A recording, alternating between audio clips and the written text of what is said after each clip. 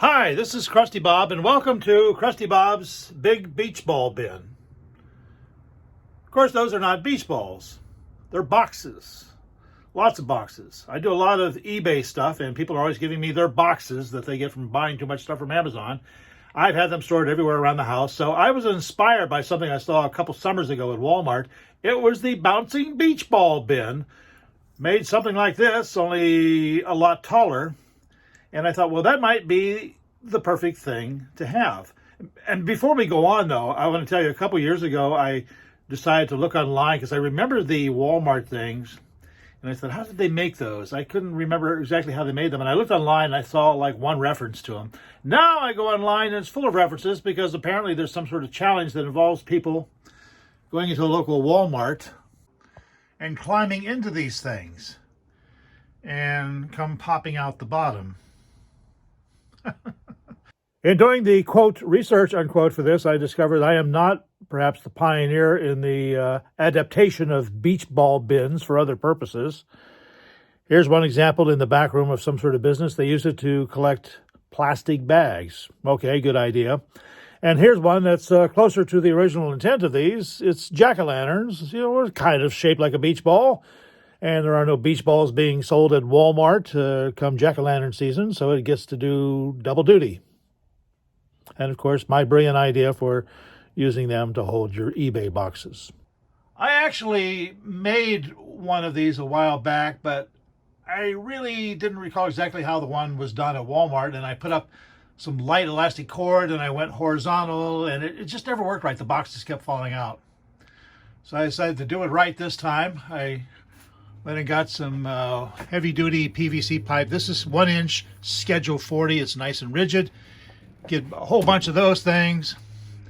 You get 8 of these, 4 for the top, 4 for the bottom. They're the 3-way corner pieces for all of this. And I went to a fabric store and picked up, I think it's something like 30 yards of elastic cord. They have it on the spool. You cannot find that at Home Depots or Lowe's. They just have little bungee cords in the way of elastic cord. So, again, I got this one at a upholstery outlet store. I'll show you in a moment how I attach those. Using good old zip ties. I bought enough stuff to make the bottom 4x4, but when I got home and I found that using the space that I wanted to use, I could do like 2x4, which is pretty good size. And I could also add on to the top and go probably another 2 feet if I need more room. So I may do that later on. But for now, it works pretty good. I've got rectangular boxes instead of round beach balls, but they seem to stay in there pretty good. You can always tighten this up. It's very easy to do if you attach these the way I show you. And I tighten these up a bit. I may tighten them up a little more, but so far I think only one small one fell out on the floor. First thing I do to attach these is put a zip tie. Let's do it like that, with that part on top. Put a zip tie on.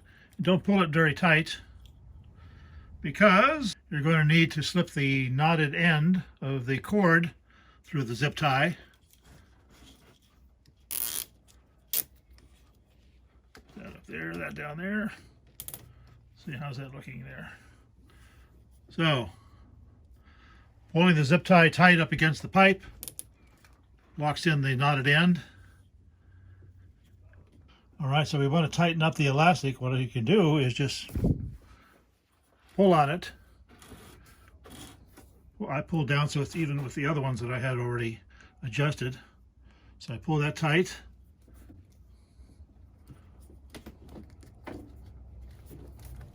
Slip that through a loop. And voila. Well, I've got a lot of boxes in there, and they seem to be staying put. I can always tighten these things up just by undoing the little simple knot and pulling down on that. And spacing these 6 inches apart seems to work pretty well.